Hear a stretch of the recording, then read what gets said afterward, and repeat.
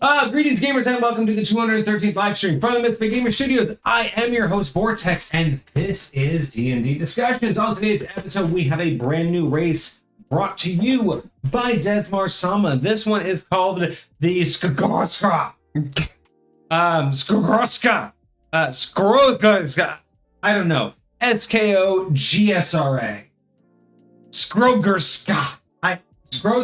Skrogsra. Sorry. Skogsra? Yes. Skogsra. Join us. We'll figure it out as we go. I am so fucking lost on how to pronounce this. That is so wild. Welcome back to the studio finally. I know. Hooray! We're here. We're back. What up, times. everybody? Jumping right into it. All right. Yes.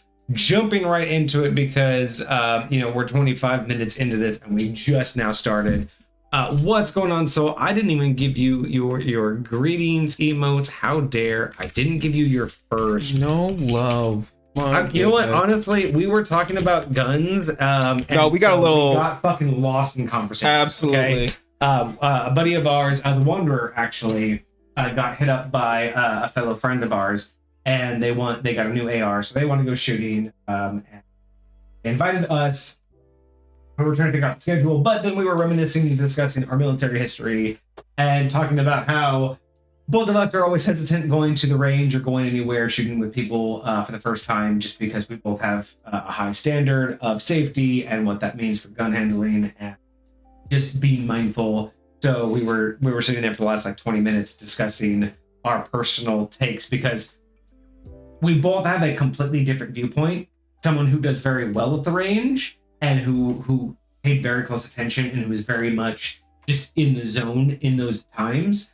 And someone who ran the range, someone who's actually behind the scenes, who took care of all the weapons. So from both of our perspectives, it was really nice for us to come together and level in a way that was just like, okay, we both have the same fears and the same reservations. There are definitely things that are very important to pay attention to. Things that you want to make sure safety reasons are common across the board, right? It's not necessarily always going to be out the gate. You never want to assume these things, but you definitely want to make sure that you're on the same page with the people that you go with. Kind of like trying to play a D&D game. You want to make sure you're on the same page as these people before you sit down at a table. D&D is a great way to put it. I really do like my like what the analogy that I made earlier.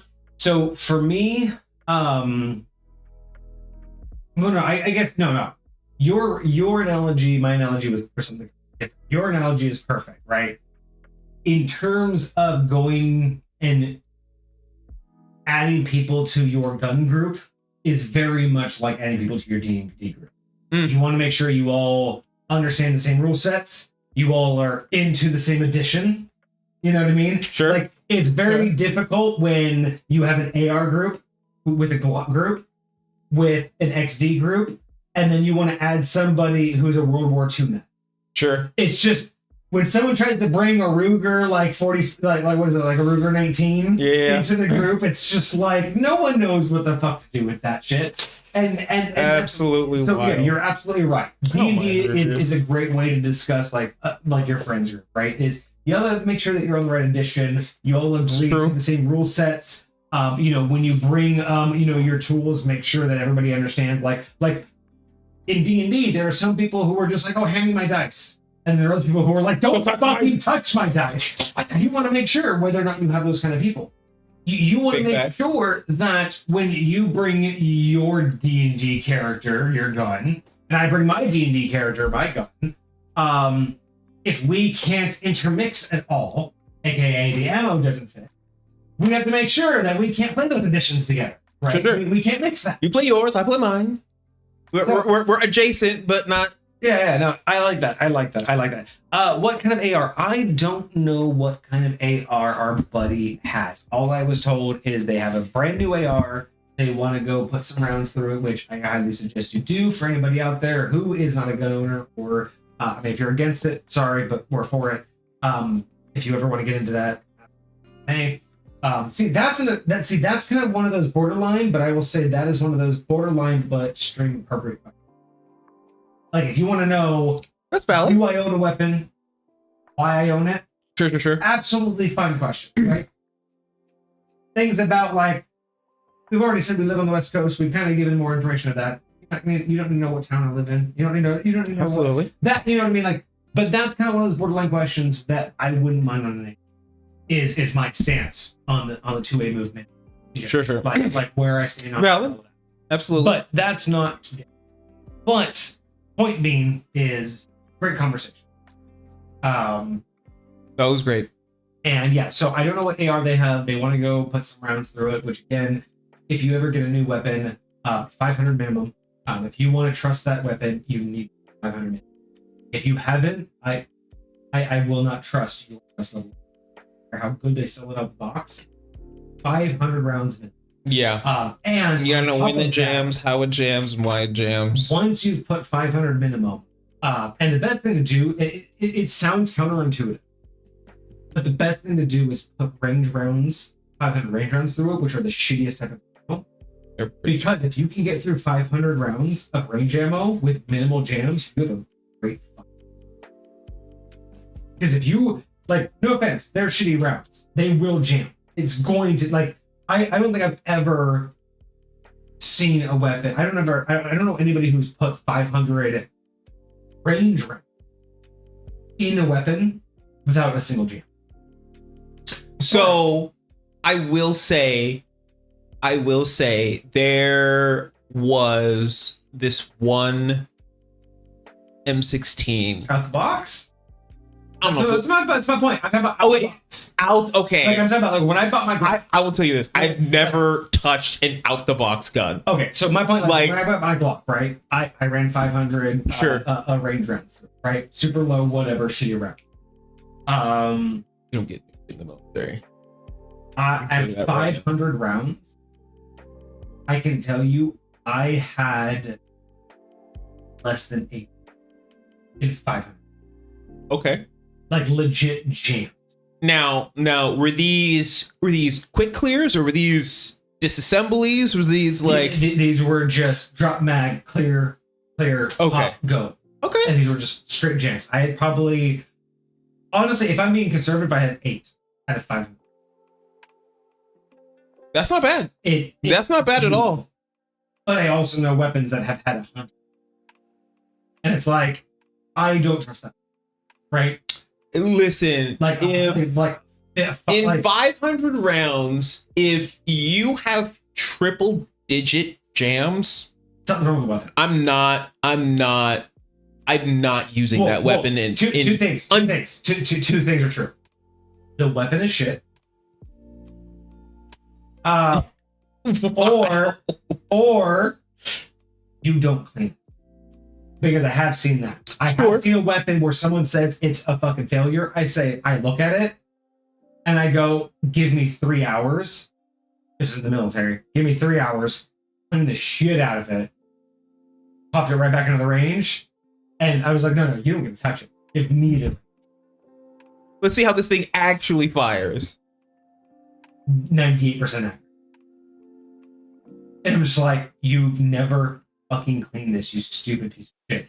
They ran 800 rounds through it and complained that it was. They never cleaned it once. They never cleaned it. Okay. Was this in one sitting? No. Just they had a weapon, and they were having issues with it, and they told me like, man, I'm at 800 rounds, and I'm jamming. I'm not accurate. I don't care how many times I zero it. I literally spent like an hour and a half cleaning the bit. We went back and fired 5. That's crazy. And literally they were just like, yeah, it was like the first 200 were fine. I was like, the first 200 rounds were fine? And they're like, yeah, after that, it was shit. And I'm just like, so you just never cleaned it. They just told me, you just never cleaned it. Because after 200 rounds, it shouldn't have been bad. Like, it tells me it was a shit gun. But it also tells me that you probably went to the range once, shot 150, 100 rounds. So they probably went to the range 2 or 3 times.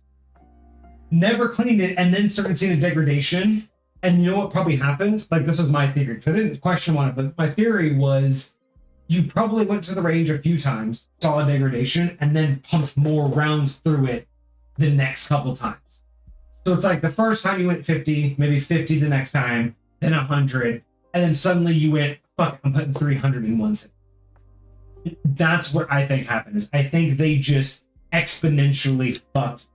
I don't understand how, like genuinely, anytime you go to the range, your standard way of ending your range day needs to be cleaning your weapon. If you're not resetting your weapon the second you're done using it, what are you doing? My whole ritual is the moment I get home, I literally grab my cleaning kit, I put out my mat, and I just put on some music, and the whole thing is just bringing this thing back to. I had an entire kit. I gifted it to my brother because he started going down that direction. But like, I had my box, I had my magnetic bowl, I had my rollout mat, I had all my tools, I had all.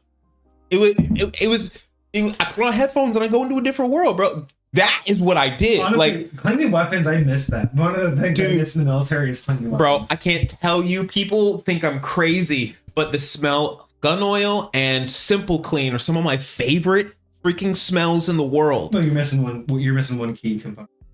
Carbon. You don't miss the cleaning. No, you don't miss the cleaning components. You miss. I know. I'm gonna die on this. Okay. You're not wrong. Anybody that tells me that you like cleaning weapons, it's both and. I don't care it's what both you and. use. It's the fucking carbon. Like you don't understand. Like okay, look to me. Like if you've ever been around mechanics, ever spent time in the motor pool, if you are into that side, not casual like hot rod people, but I'm talking about military wise. If anybody in the military that's in the like mechanics, trucks, or that works in the motor pool, it's the same thing about they're like, oh, I love mechanics. Like you were addicted to diesels. There is a smell to diesel.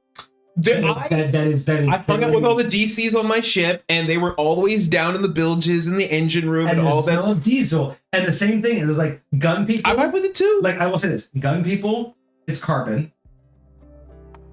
Heavy duty machinery people. This includes vehicles, construction workers, generators. Sure. It's diesel. Those are like, to me, those like, because there's so many things that you can talk about the military, but in terms of smells, those, in my opinion, are the two most iconic smells because carbon, like diesel, is not only when you're working on vehicles and filling them up, it's also the burning and the emissions, right? Like it's like when you're sitting next to generators all the time. Carbon is not just when you're cleaning the weapon. It's when you're firing the weapon. It's when you're letting them off. So my point is, like, the two smells I will say are the most iconic and the most addictive. And I mean that in terms of like the things that we remember the most. Sure. Though, like you can remember a lot, but I will say this: those are the two smells that strike the most. I'll say this though. For me personally, it doesn't hit when I'm at the range. Like when I'm at the range, like yes, I vibe with it, and yes, but like actually, that's not. But when I'm cleaning, like specifically, I almost always did an outdoor range. I will say this: when I'm at an indoor range, the carbon doesn't hit. Like when I'm in an indoor range and I go through a whole mag and like 2 or 3 rows next to me are magging out, and I'm just kind of like, and I'm getting that whiff. I'm like, okay, there's a little reminiscence there. Sure.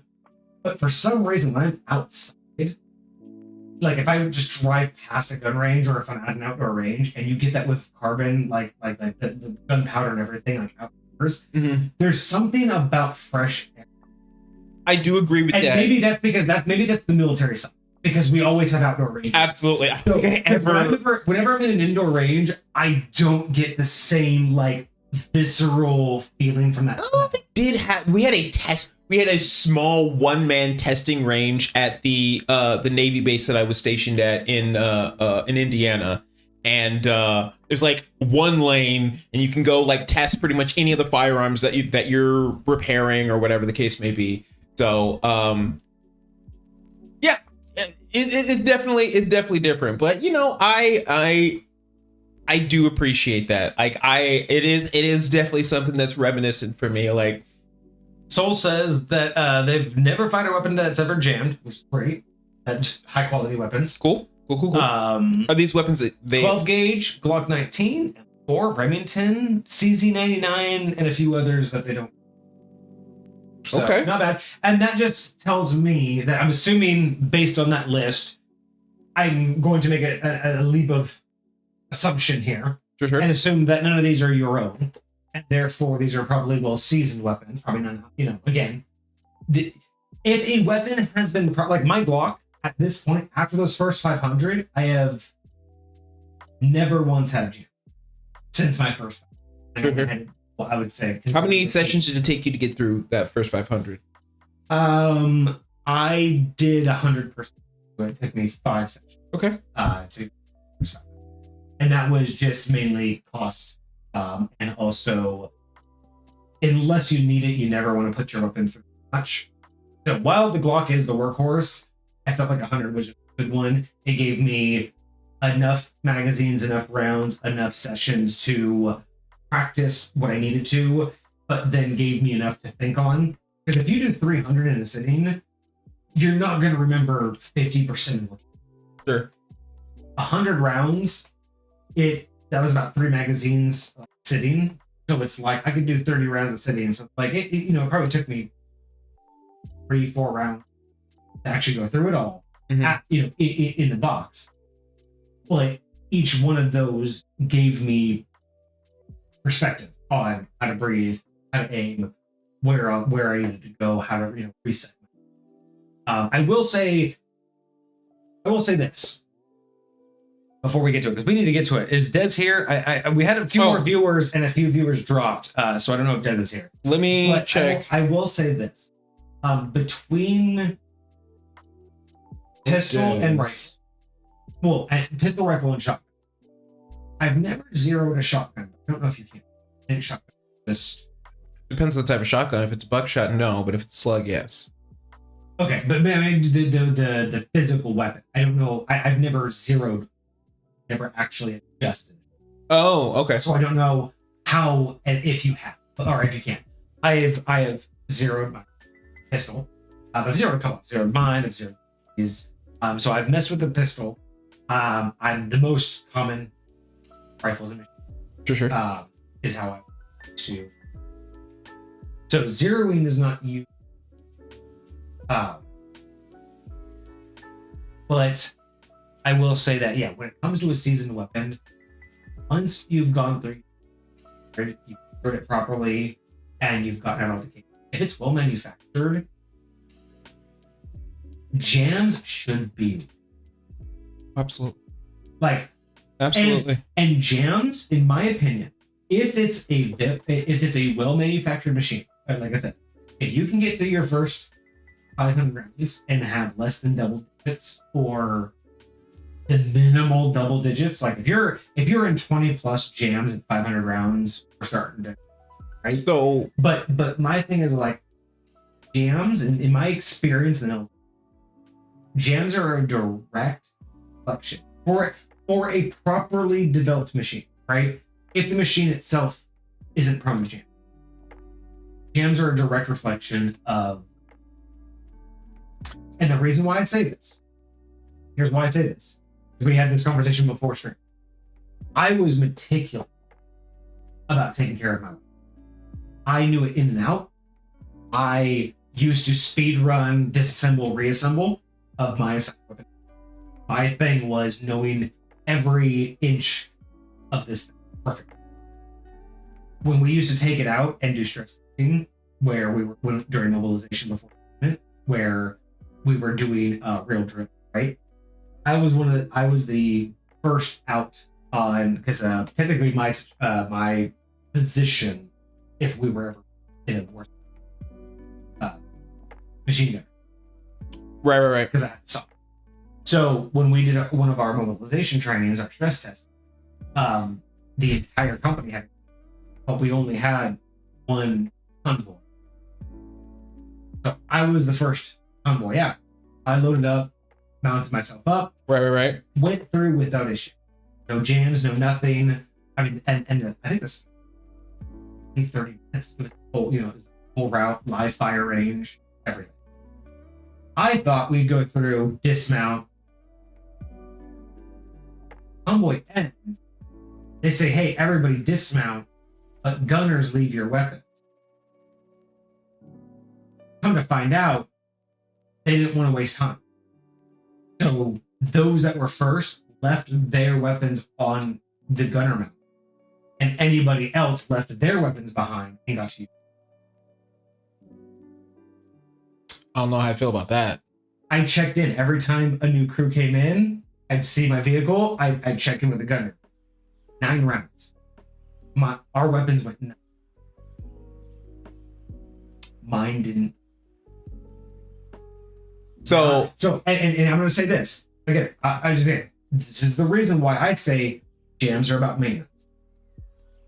9 rounds. 500. Well, so 9 cycles. Sure. 500 rounds per cycle? 500 rounds went through that barrel. My gun, I literally made sure I asked every gunner how did my weapon do. Because I was like, if my weapon's going to be out there, I wanted to know when it would fail. Sure. Mine did. So that's my receipt. In my 4 years stationed in Alameda, I was stationed as a BTM for all of our northern and southern patrols, doing fisheries, all the receipts today. Fisheries in Alaska, and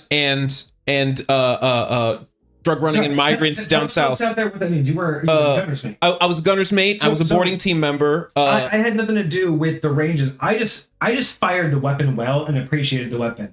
He actually was the dude that knew the weapon as it was literally my job to build the weapons, maintain the weapons, fix the weapons, teach everybody else how to use and fire the weapons. So a way for me to put this is I was allowed to disassemble my weapon down to the individual parts, except I wasn't allowed. I wasn't trained nor allowed nor authorized to disassemble the trigger mechanism. You were. Sure, yeah, absolutely. That's so if anybody out there, especially Soul, because we're basically talking to Soul right now, when you look inside your weapon, right? Like with my Glock, I look inside, I see the trigger mechanism, I can clean that. I can disassemble it to its main parts. But you're talking about us field stripping. Yeah, you field strip the weapon, you take its primary pieces out. But even with an AR or my saw, I could take it solely down to almost everything except that little tiny spring and the little tiny lever that triggered the bolt carrier and the firing pin. I would never touch that. I clean it, but I was never allowed to take out those little tiny screws. I don't remember. Did they let you remove the firing pin itself to clean the firing pin? We had to clean the firing pin. Okay. But my thing was when it came down to the trigger mechanism, that's what I thought. That is what we would in the army we called that the armor. No one could touch that. But absolutely.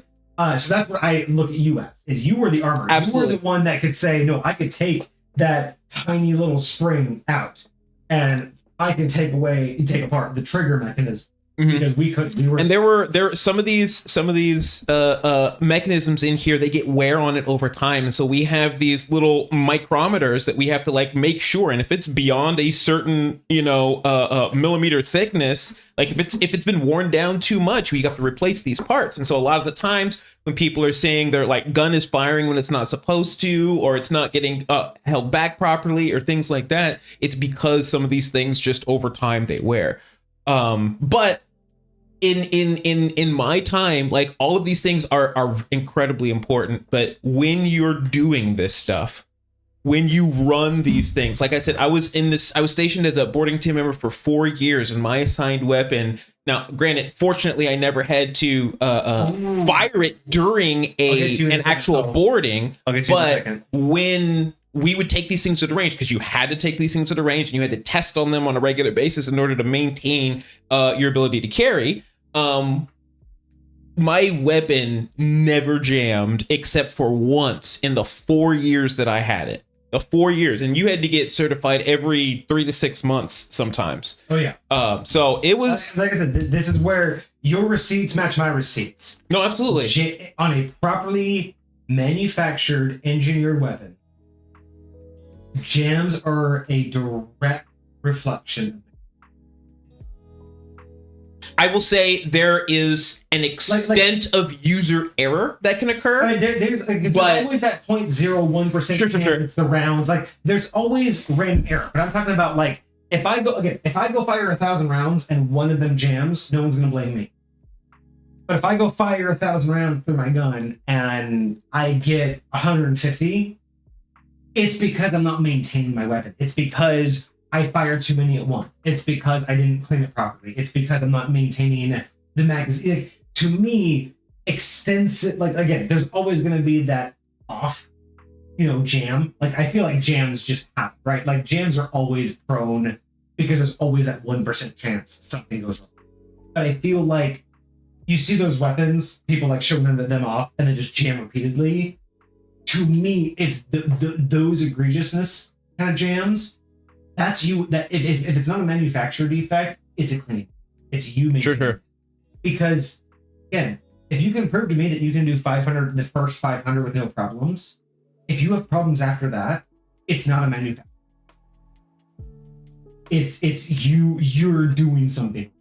Right. It doesn't, like, again, unless something damaged, unless you fucked it up, unless you damaged it, they don't just suddenly start misfiring. They don't just suddenly start jamming. But that's also just my hot take. You're not wrong. You're not wrong. So we do have something new though. I'm gonna go use the restroom and then I will get to it. But we have a new bio. Oh, very cool. I have to figure out how to save the current bio unlock because then I have to do that on the website. 'Cause I haven't fucking touched the website in a while. So we have a new bio unlock because we were both in the military. The bio unlock is which branch? Oh. So, okay. I will get that here in a second once I come back. I was in the U.S. Army, started out in reserve, got activated to active duty so I could actually go deploy.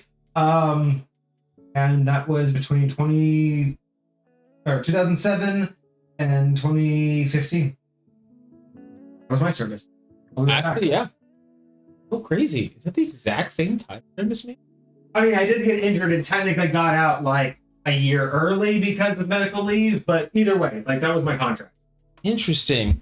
So I was in the United States Coast Guard. I was in for about 8 years. I joined active duty for a traditionally when most people join the military active duty, they join for a 6-year contract, 4 of which is active duty and 2 of which is inactive reserve. But after my first 4, I extended for another 2 years and then another 2 years after that. So it was around 2007 that I went in to basic training and I got out in 2015. Yeah. Was that it was okay, it was later.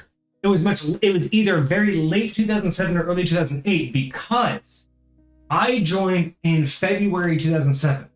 I left and then did my thing. I came back in like mine was August. September 2007. Okay, so that matches because I have a picture.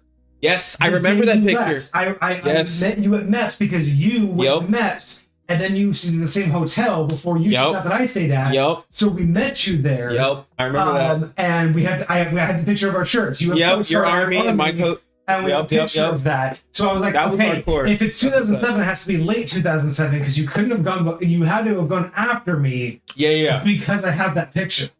So yeah, so I have a picture. That's why I swear you were. I thought it was like 2006 or something for you. No.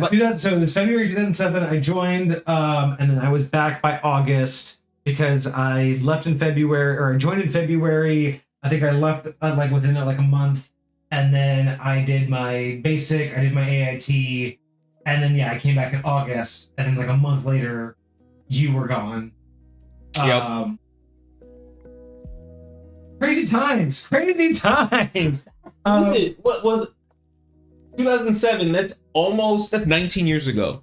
That's 19 years ago. Next year, that's gonna be 20 freaking years. That's crazy. Dude, I was out. I was officially out in 2014. My contract officially went till 2015, but I got out because I got my surgery. I was on medical.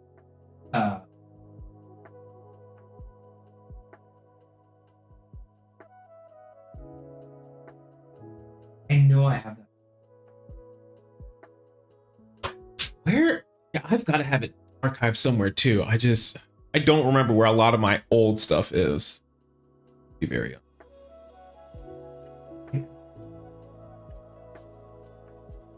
It's like I have all these pictures.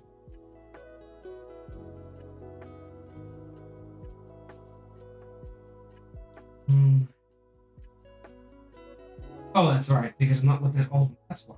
I'm not looking at all of them.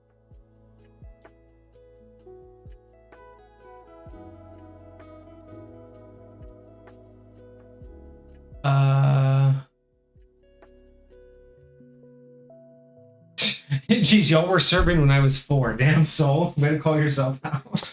Listen, I can't tell you. So I work at a community, or I volunteer at a community center, and I can't tell you, like, talking to all of these kids, man, most of them weren't alive when I joined the military. That's crazy to me.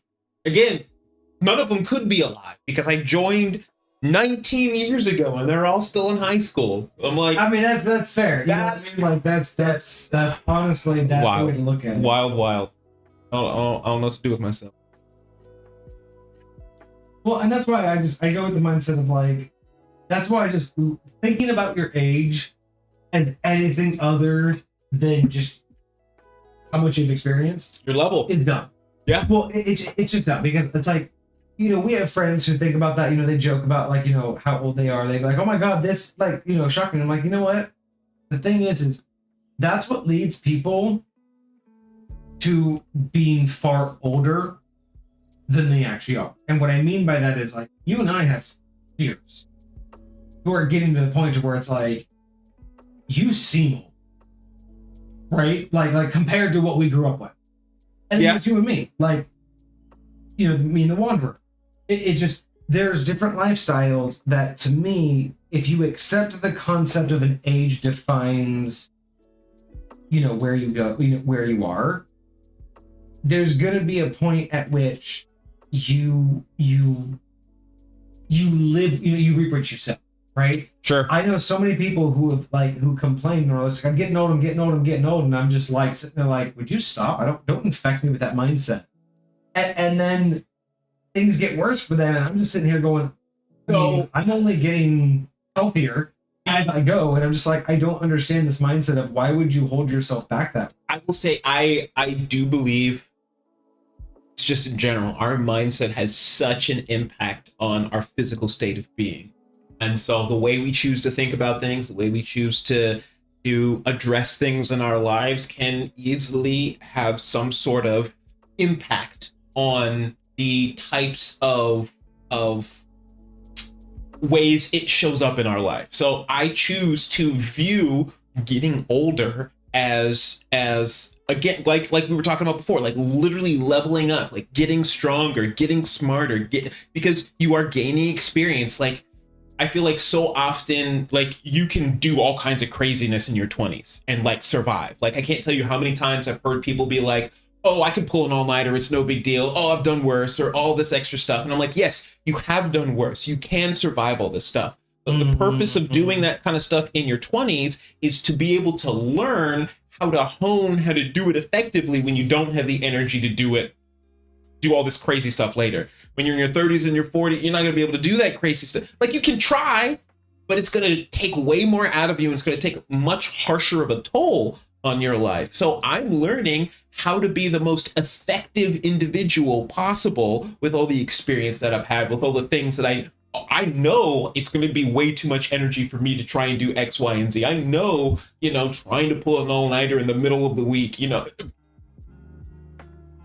Guys, don't ever do this.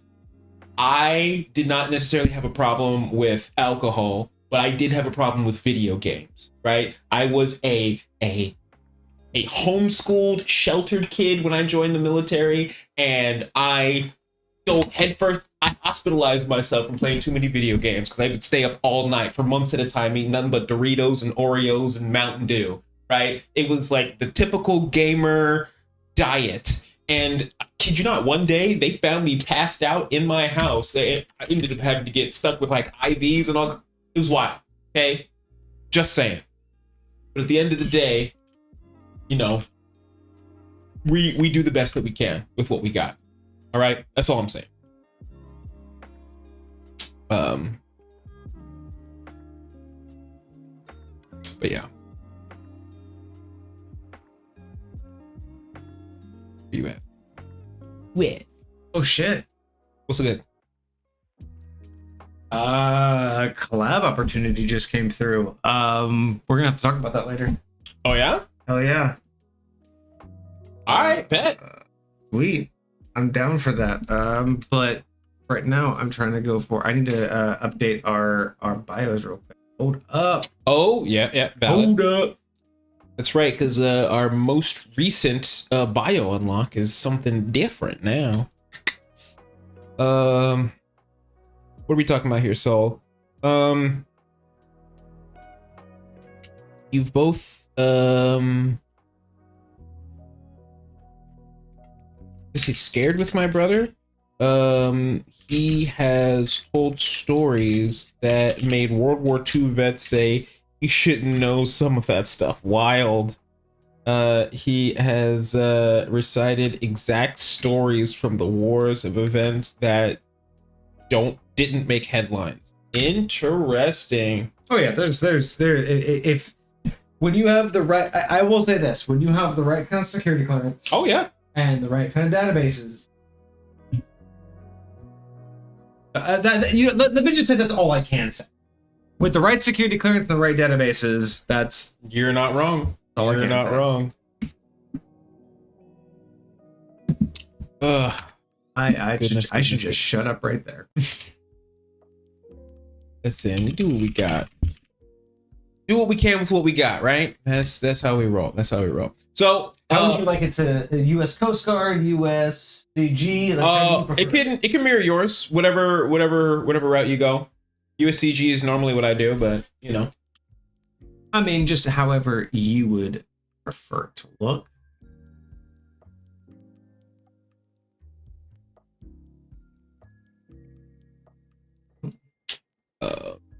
Let's see.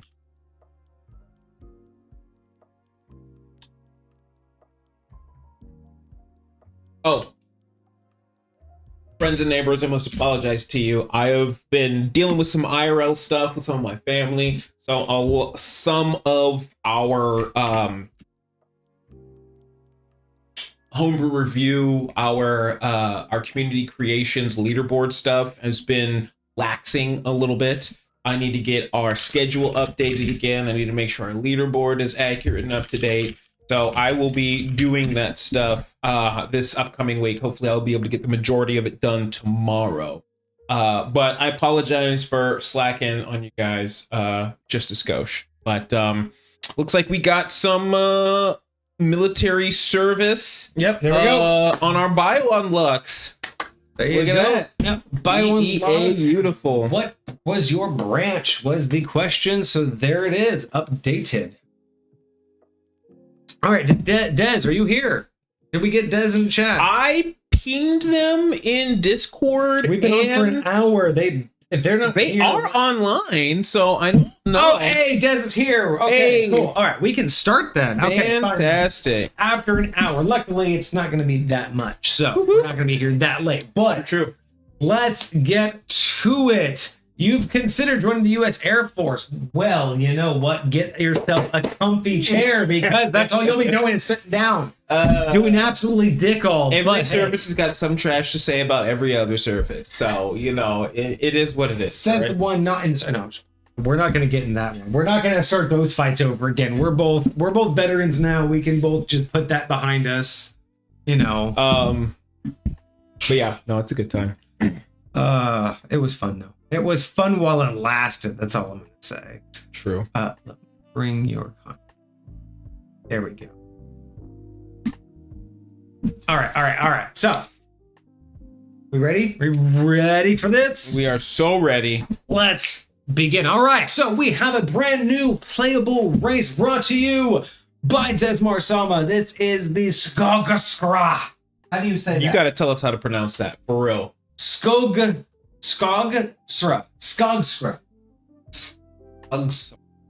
Skogsra, Skogsra,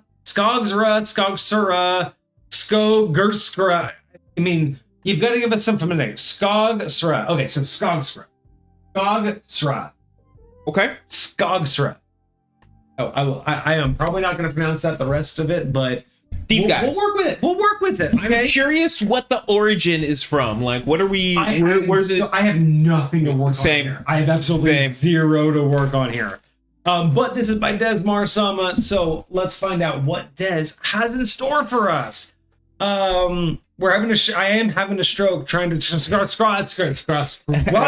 Absolutely. It's a real word, not some nonsense you're forcing us to say. Okay, hold on then.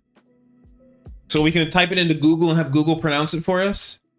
That's exactly what I'm about to do real quick.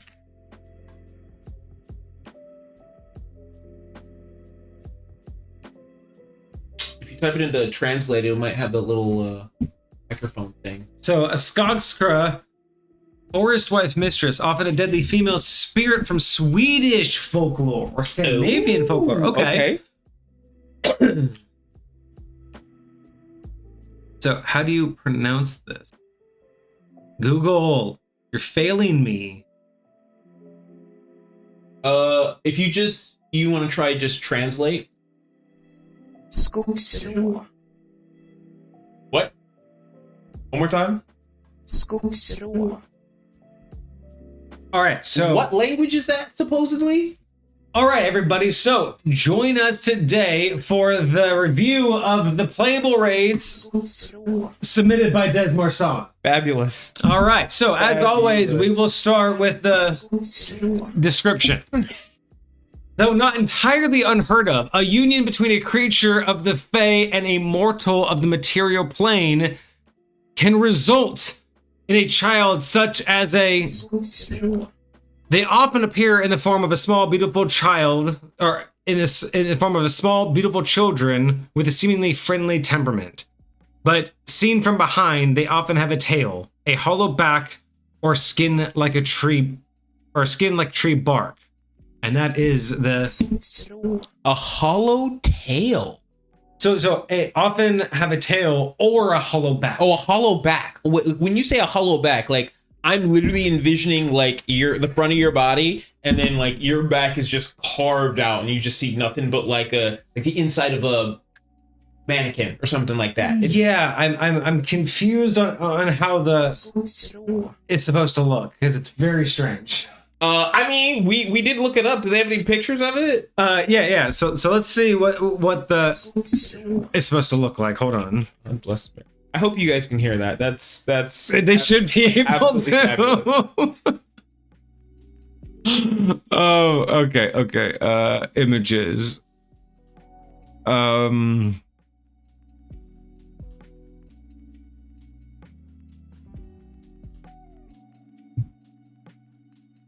Okay, so quite literally just like no back. Wait. It's so it's like quite literally just like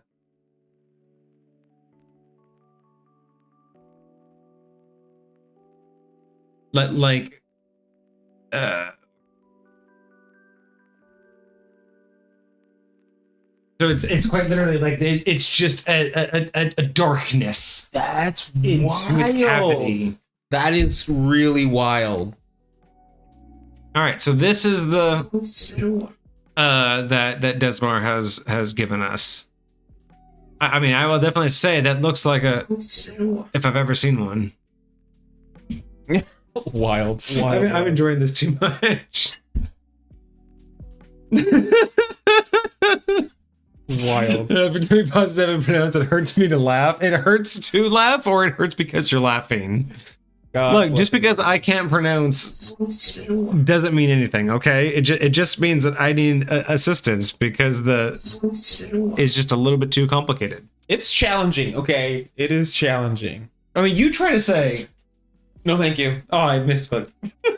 No, thank you. I mean, you try to say... I just did. You're right there. You heard it. Yeah. You heard it. You heard it here first, guys. Oh, it hurts to laugh because since I'm sick. Well, I'm glad that that's working because I was really hoping that that would make a good thing. Okay, so let's move on and find out what the has in store for the ability scores. All right.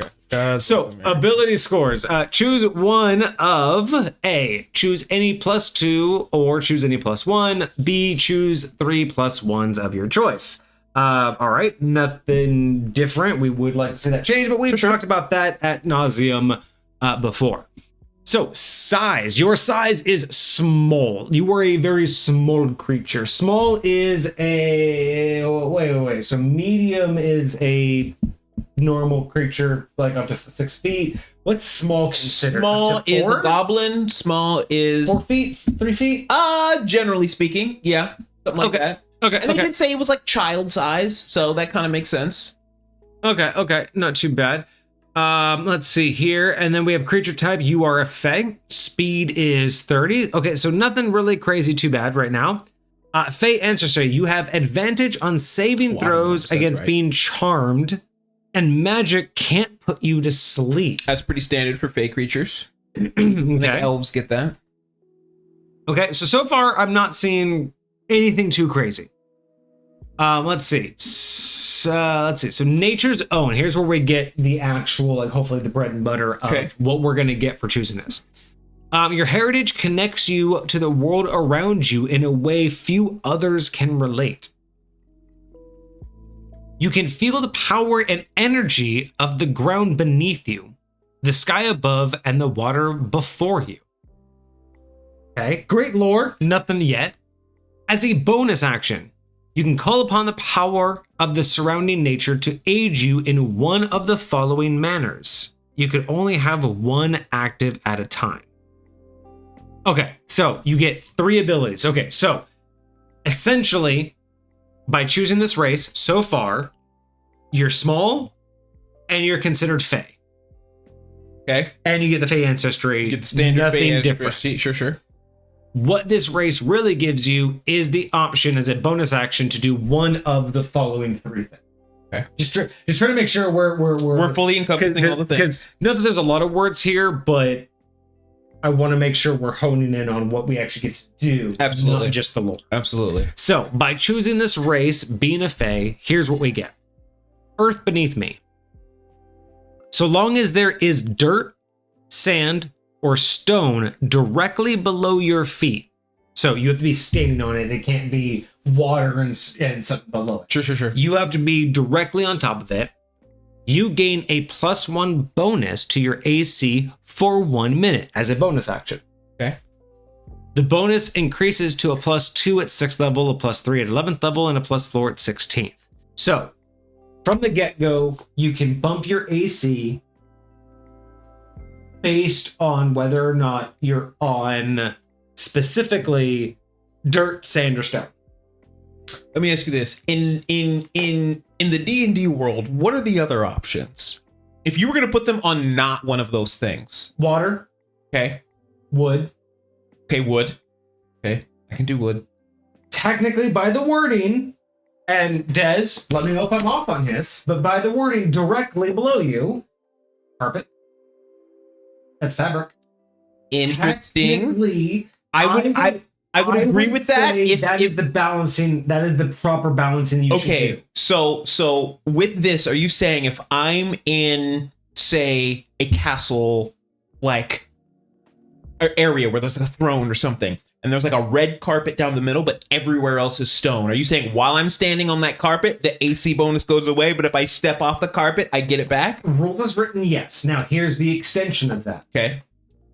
This is implying, based off of how it reads, dirt, sand, or stone. Mm-hmm. That is implying natural versions of these things. Sure.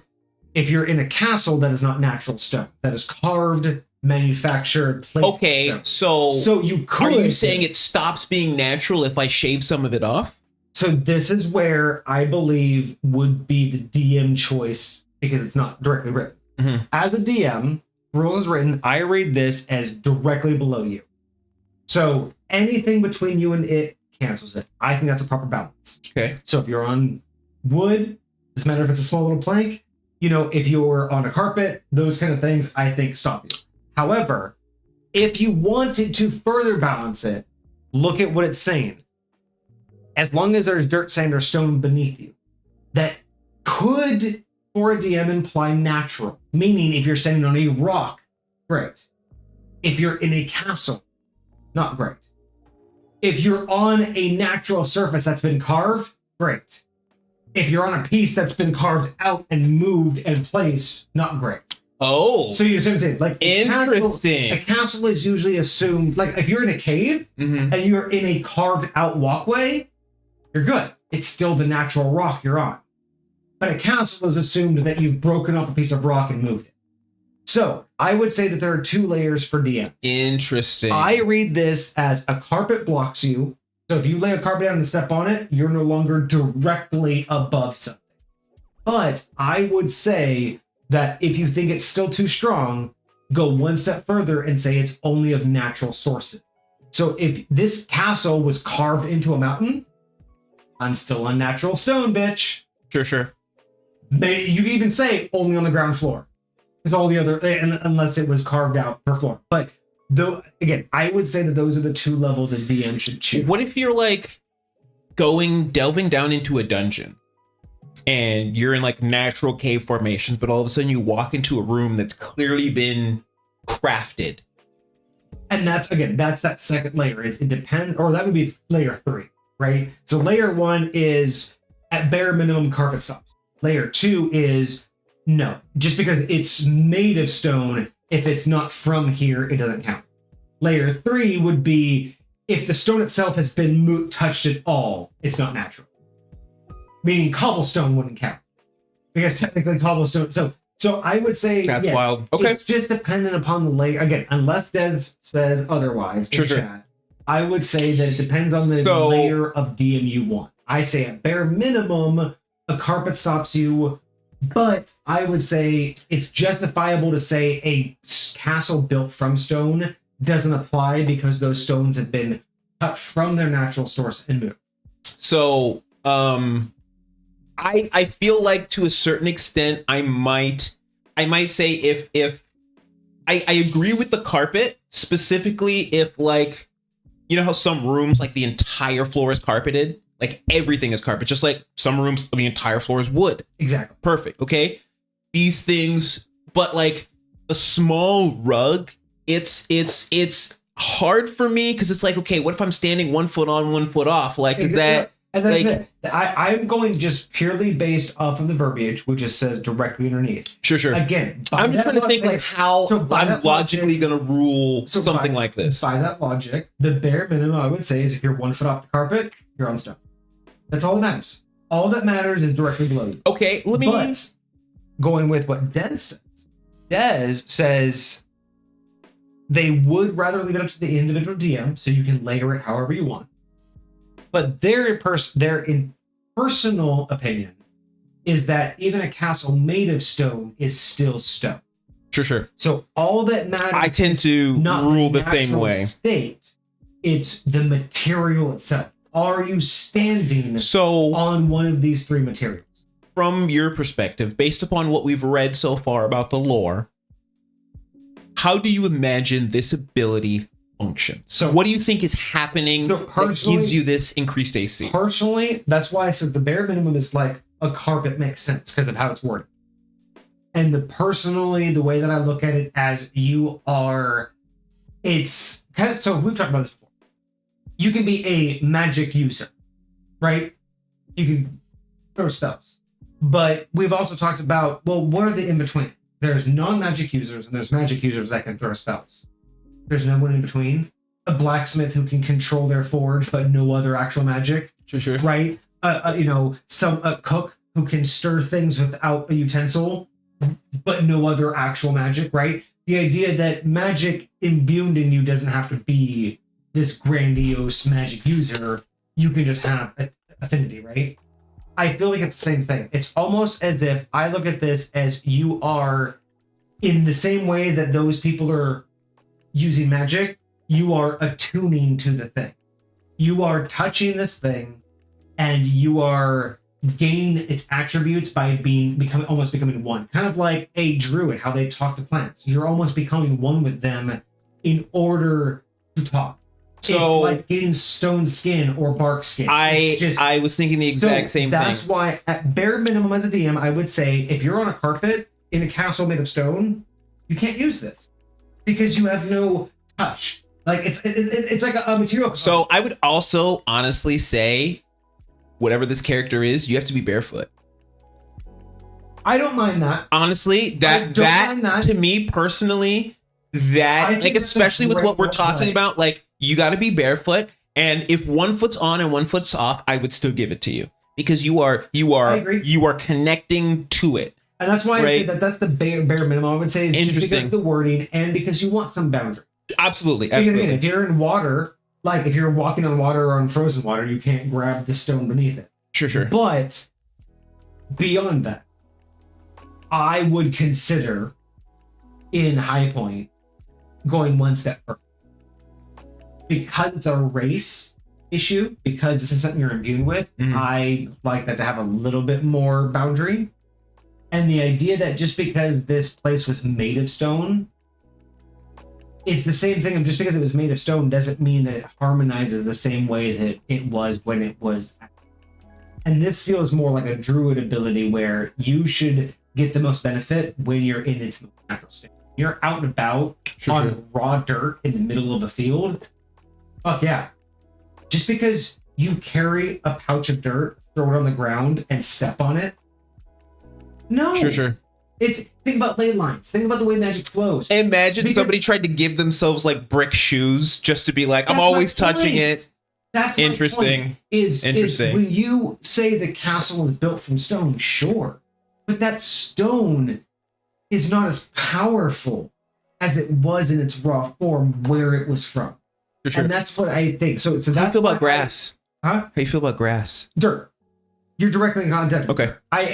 It's I'm just no, you're like if you're stepping on a big fat leaf, like for whatever reason. But again, this is where for me as a DM, that's what matters with the story. If I tell you you are in this very lush tropical forest that is so overgrown with these giant leaves that you can't see the ground. No, you don't have dirt beneath you. Sure. I just described that it's fully covered by these giant leaves. But if you're just walking through a field of grass, the grass is growing out the dirt. Yeah, touching. You're probably some part of you is touching the dirt. Unless I say that the grass is so thick and grown, you can't see or feel the dirt. That's different. But to me, that's on me. That is on me as a DM to specifically call out the boundary instead of, well, no, I said you were here, so obviously I said it was grass. You don't get it. That's dumb. The only other thing I'll say about this first ability is... one more thing is, also, when it comes to grass, what's to stop you from going, okay, I dig my toe. The point is grass isn't going to stop you from touching it. Sure. The only other thing I would say about this first ability is, I think even at 20th level, I think +4 might be a little much. I would max it out at +3 and I would spread them out over your levels a little bit more. That's the only other thing I would say. You get the +1. I don't mind a +4 person. I don't mind. I mean, like, but it depends on the limitations. I will say, no weapon theoretically goes past a +3 in 5th edition. Fair. And those are like legendary weapons, like legendary shield, the +3 shield. So using Soul's point of view, I will say that here's why I could say it's okay with the +4. Because Soul points out a good point. According to my logic, pounds are off because they're using a cobblestone, which means they're not the actual ground that you're from. So you're absolutely right. Yeah. Yes. Unless you dive down an alleyway, and again, this is from my perspective, this is my agreement that this is how it should work. If your DM is willing to take on the perspective of, if I say, but hey, there's this unkempt alleyway, and you go, wait, it's unkempt, does that mean it's paved? No, it's not paved. I go down the alleyway. I'm now on dirt. But that's my point. I do. I'm not gonna lie. I like that type of role play in this. Like, I would love it. All in the DM. The DM has to instill that, because again, I am that kind of DM. High Point is that level of gameplay. Sure. But let's face it, I would say at least 75% of 5th edition players do not play them. For sure. And I think put it this way, if you're going to rule it the way you're ruling it, you better be that kind of DM. Like that's how I feel about it. It's just like, okay, if you don't want to rule it that way, that's chill. But like, then let them use it. Like, don't make it be a useless thing and be like, nope, every town you just can't use it and it sucks to suck. You know, like there might be a really, really, what do you call it? A really, really well-off town, a really, really well-developed town where absolutely every corner of the town is paved, and every corner of every shop, everything. You're never going to be able to use this ability in this particular place. Now, first of all, this is only just one of 3 abilities, so you could potentially use any of the other abilities in these towns, so it might not be just useless, but still, like, you wouldn't be able to use this particular one. But if you're going to say I'm this nitpicky, like, make it be something that they feel like they're going to be able to use. Like, don't make it just be like, sucks. Like, you did all this work, you tried to be this person, you tried to be this thing, and now, no, you just don't get to use it ever. Like, you know, so, but again, like I said, there are 2 other abilities. So I'll say this. When it comes to this particular one, based on what chat's saying and everything, I would be comfortable giving it a 4. Hell, I'd be comfortable giving it a +5. But, you know, like by level 20 or 18 or whatever. For sure. If all of these limitations were applied, you can't use it in castles. You can't use it in the middle of town. You have to use it out in fields, in dungeons. You can use it anywhere but somewhere paved. So again, I know Des said that even like concrete matters. Like they even said like concrete would be considered. Okay. I would be fine with up to a +5 if it were only in those exact situations. And again, the DM has a lot of responsibility. However, remove that responsibility from the DM and remove those limitations, and I am 100% in agreement with Kage. This should be maxed at 3, spread out the same way, but max at a +3, because if it is to be used in every possible way, if it's to be used in castles, if it's to be used on paved roads, if it's to be used in anything that's considered dirt, sand, or stone with no... If I can literally carry a pouch, put some sand on the ground and stand on it and I get it, even if it's only so I can't move, but I still get it because of an incoming attack, then I agree with you. Has to be capped because that's a bit much. Let me ask you this. The way you read this, how often can you do this? It's in the bonus action. It's always. As long as you... Then my question is, why does it need to last for a minute if I can do it every turn? That's to limit the action economy that it burns. Sure, but... It's so you only have to use 1 per combat. It's basically a once per combat bonus action, which is also why But a once per combat bonus you can use an infinite number of times per long rest? Yeah. I mean, to be fair, that you're absolutely right. It's a bit much. And that's why I'm thinking, even like, at level, okay, so you're saying at level 1, I just get a +1 to my... Now, granted, there's plenty of others that just give you a static... Turtles will just give you, your AC is X, you know? But is it really worth, like, who cares about the bonus action for the first initiative? But the thing is with this is this stacks on top of everything. This stacks on top of spells. This stacks on top of your armor. This stacks on top of shields. This stacks on top of everything.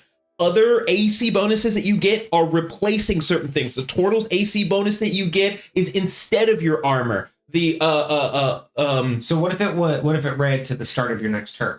Would that balance it out? Because yeah, you're right. A minute, an entire combat for a bonus action is kind of just, it's a lot. Now, granted, we don't know what the other options are, so maybe there's argument. Maybe there's like, I don't know which one I want to do. So maybe they're all on a bonus action. And maybe let's read the others. I definitely want to see how all of them work. I'm curious if all of them are infinitely spammable. Yeah, and that's the thing, is that they're all a bonus action. And you can only, because remember, it does say here though, it does say you can only have 1 active at a time.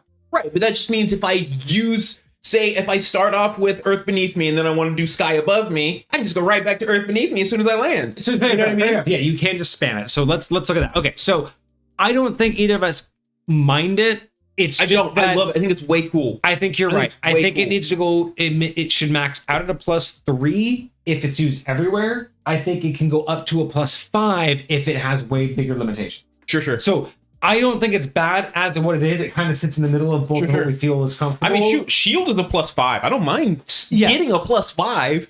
I just feel like if you can get this always and everywhere, it's a bit much to get always. Yeah. So that's where I think we're at. But let's look at the other two. So the next one is sky above me. So long as there is an unobstructed view of the sky above you, gain 10 feet to your movement speed for a minute. Okay, so before we go any further, how is this not for a monk? This tells me 100% that the other one, I double down, a carpet would fuck you up.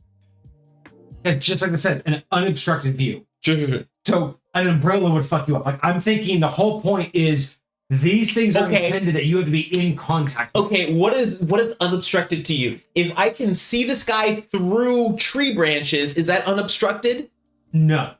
So if there's anything, like I have to have like fully parted. If I were to fly up to the sky right now, I would touch nothing. Yeah. Now, granted, a grove in a tree, in a forest, yes. A grove. Like even just a small opening. But if you can look straight to the sky and you see stuff in between you, if it's like, I would consider that obstructed, which is why. So how big of a hole does it need to be? Is it a 5-foot hole? I would say it's okay. To me, in high point, it would be if you could, like you said, fly through. It's unobstructed.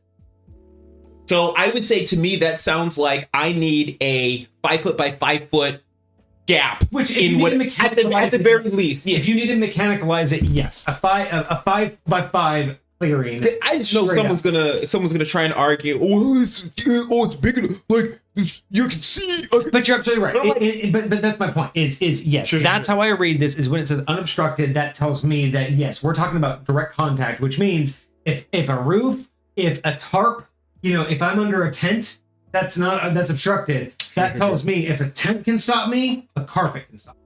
So I just wanted to stop there. Valid. No, I appreciate that. Because we always talk about how it builds. Yeah, that tells me we are talking about like good contact. Now let's go back to this ability. But again, a +10 to your speed. That's all you get. So first off, no increases. It doesn't go up by level. It's a flat from level 1 to level 20. Sure. It's a one thing. I will say a speed increase is about as valuable at level 1 as it is at level 20. Yeah. Because your speed, generally speaking, with the exception of some classes, doesn't change much from 1 to 20. So being able to go 40 feet all of a sudden, when you could only go 30 feet before, is not bad. So this one is basically you can get a plus to your AC or you can get a speed boost. Sure. Based on one of the situations. So great for dungeons, great for out in the middle of the ocean. Dude, imagine somebody's trying to run away from you and you're chasing them down and you pop this out and you just like able to like Okay. run them down because of this. Yeah, so I'm not seeing a ton there. I wouldn't mind if this was like a 5, 10, 15 situation. What you mean? Start at 5 feet. Like again, because we saw the other one. Talking about progression. I wouldn't mind if you started out with only 5 feet. Sure. Because again, like you said, the same 10 feet is just as valuable at 1 and 20. So why are we giving the level 1 the same as level 20?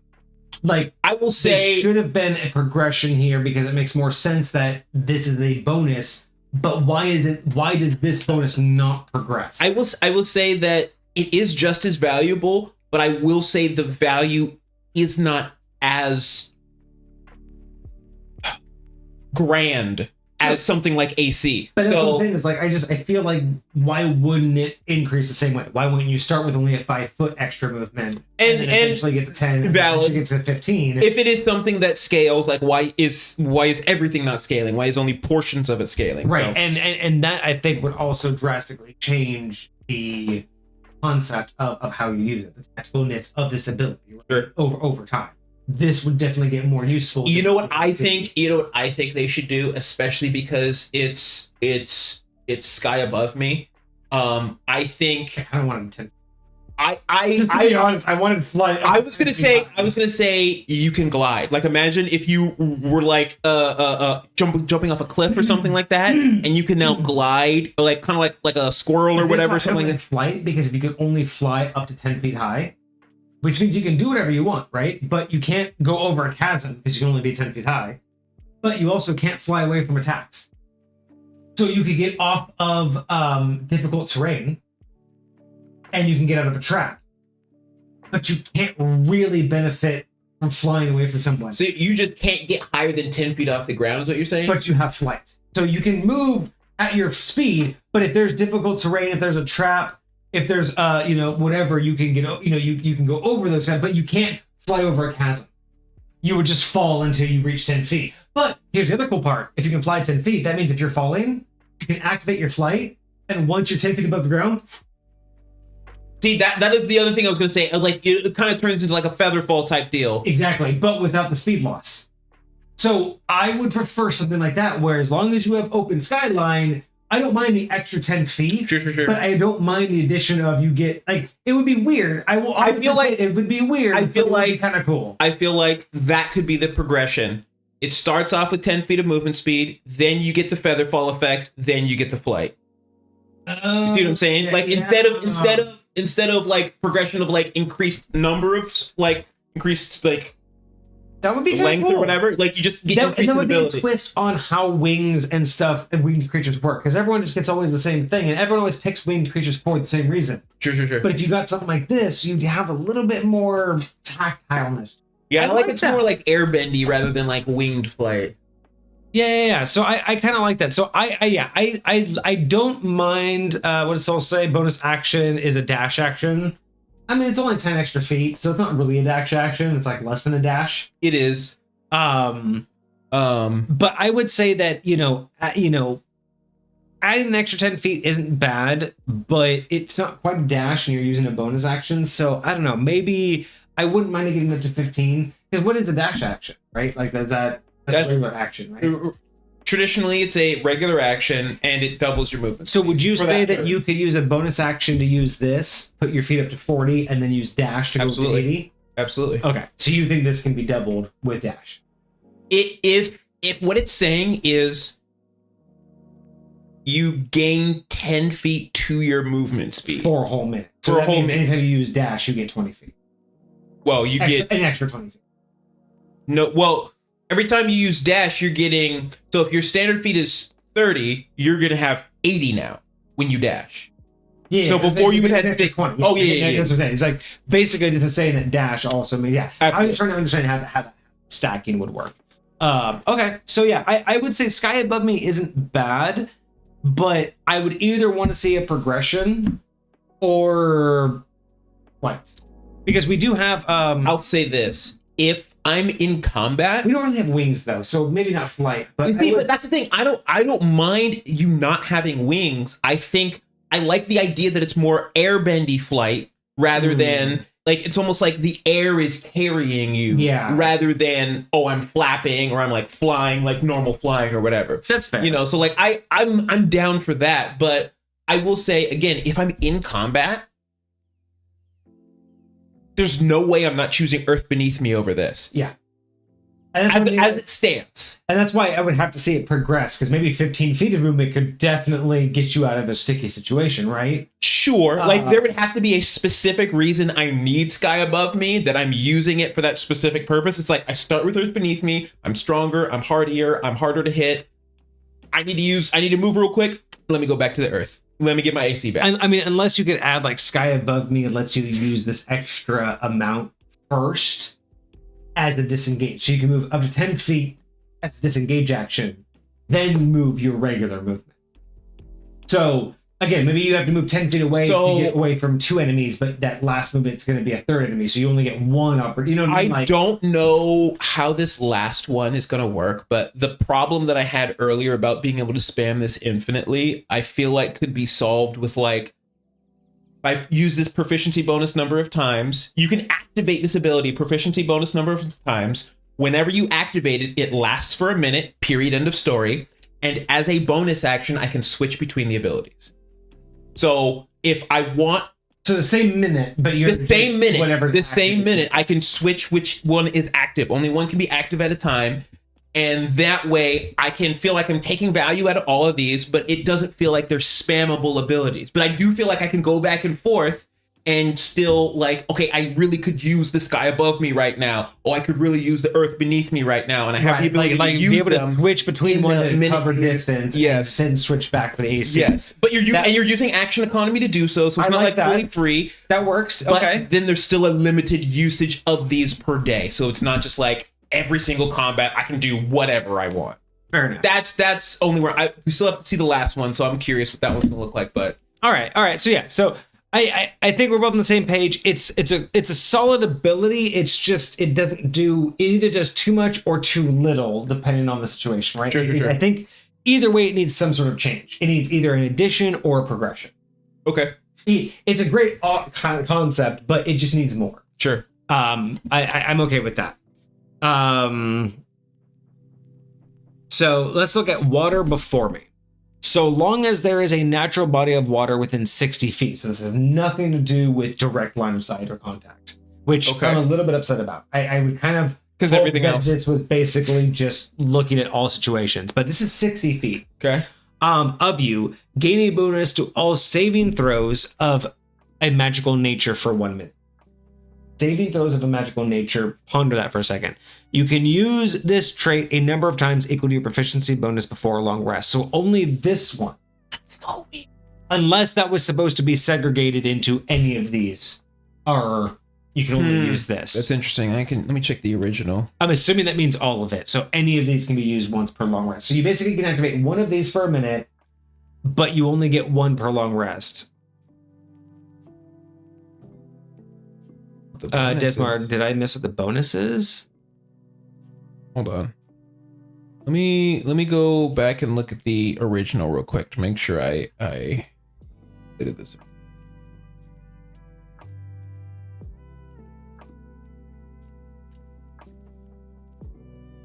This one is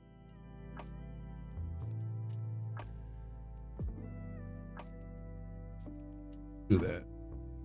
Mothkin, there we go. Yes, that should have been on the second line. That was my fault. So it says you can use this trait a number of times equal to your proficiency bonus per long rest. Also, does it say it? Yeah, it says for 1 minute. Okay, so all of these are for 1 minute. So there's supposed to be another bonus that you gain, but Des didn't. Another bonus? Yeah, I guess there's another bonus that it's supposed to be on there.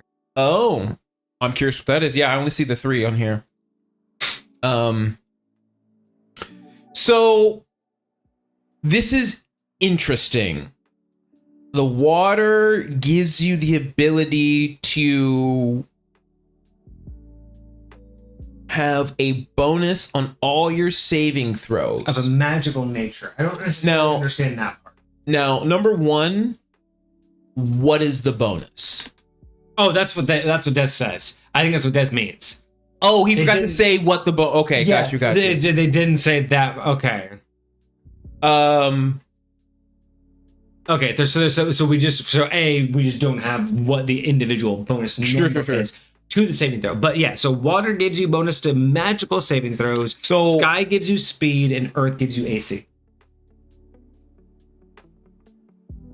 And we're also missing fire and heart, but we'll talk about that. Of course.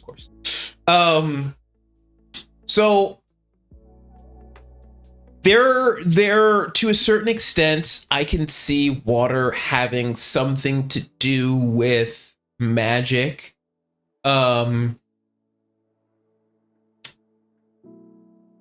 First of all, you already have advantage on saving throws against being charmed. So that on top of whatever this bonus may or may not be for for whatever reason, the first thing that comes to my head is I want this to be tied to running water instead of just a body of water. Yeah. Like that for me has more of a connection to being able to help ward you against magic than anything else. Second,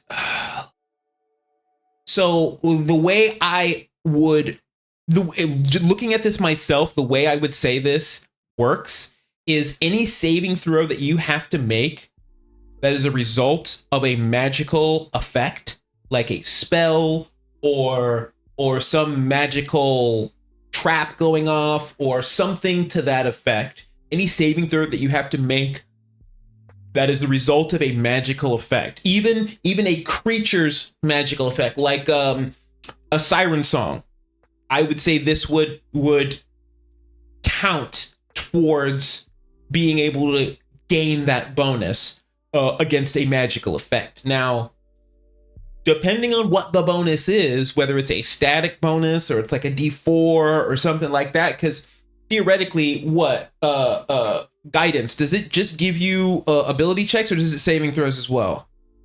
Let me check. I thought guidance was only ability. Guidance is D4 ability checks. I don't think it's for saving throw. Correct. So then what's the other one? Oh, that's resistance. Resistance cantrip, D4 saving throws. So resistance. So there is one for saving throws. There's a different cantrip for saving throws. So again, and that's just a 1d4. Imagine if, pretend the bonus is the exact same as Earth Beneath Me. How would you feel about it?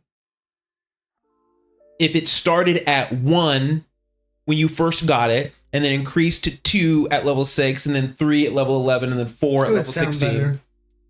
It would sound better. I don't know. I don't really know what this is like. You know, I'm not trying to say that everything needs to solve a problem, but I don't know what this. Like, I'm trying to think of like when I say solve a problem, it's more of like, as a player, why am I choosing this? What are these combination of abilities going to do for me that I either couldn't do elsewhere or will be an accompaniment to something? Because what I'm looking at here is I can boost my AC, I can boost my movement, or I can get partial saving throw. And all of these are going to be dependent upon the environment. But the last one, that water before me, is obviously going to be the least. Because out of the options between having view of the sky or one of dirt, sand, stone beneath you, again, unless wood's beneath you, so unless you're indoors in a wooden room, so but yeah, basically, unless you're inside a wooden room, you will always, or I'd say a lot of taverns might have a wooden floor. That's okay. So unless you're in a wooden place or you're just inside in general, you're only ever locked out of 2 of these. And then the water one, you're locked out of probably at least 50% of the game, unless the water base. Sure. Like, when are you ever 60 feet from a large body of water? We're talking about at least a pond.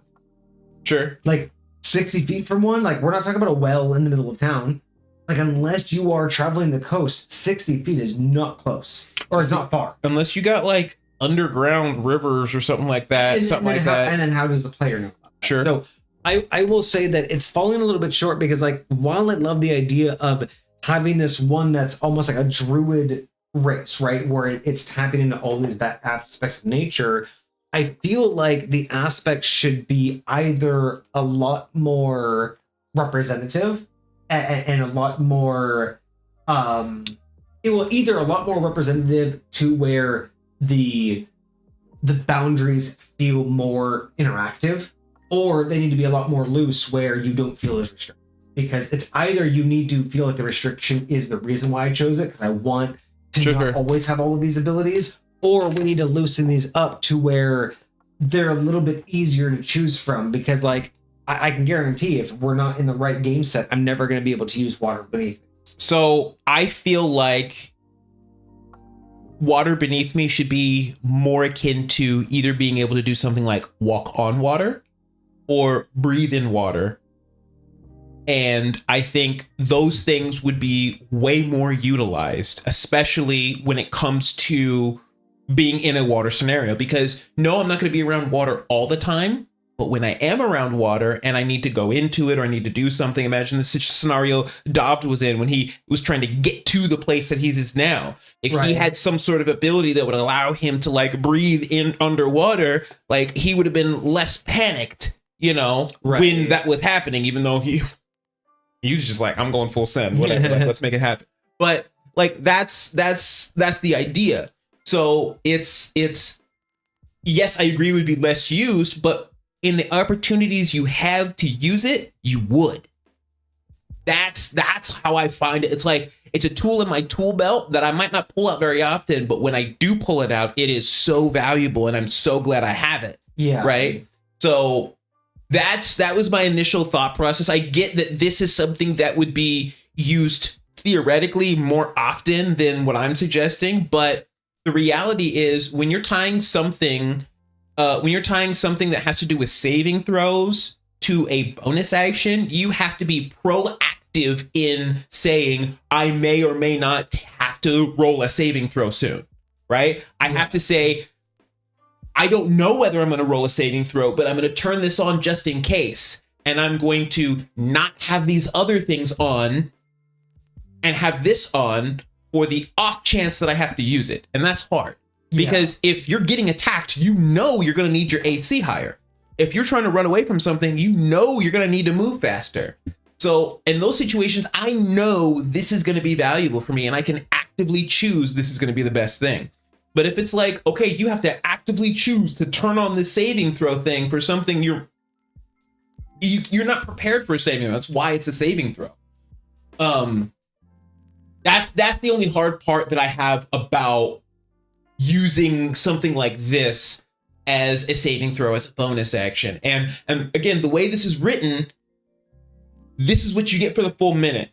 As this is written, there's nothing saying that you can swap between these. But again, it says you can use this a number of times equal to your proficiency bonus per long rest. So that means... And it just lasts a minute. So it doesn't mean you can just turn them on and off. Like you can just switch between them. But your proficiency bonus at well, give me the scale. Give me the scale.